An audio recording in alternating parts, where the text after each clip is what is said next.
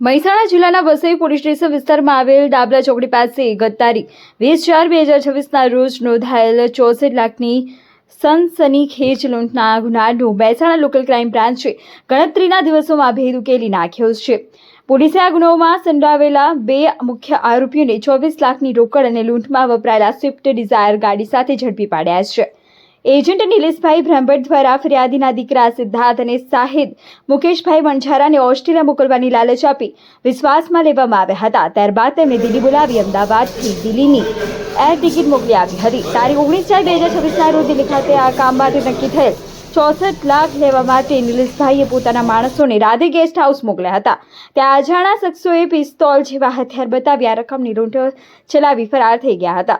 આ ઓપરેશનમાં LCB PI SR Chaudhary, PSI NP Parmar, PSI BD Vaghela, PSI Atul Rathod, PSI PN Rabari તથા Mehsana LCB અને એસઓજી સ્ટાફ માણસોએ પ્રશંસનીય કામગીરી કરી છે.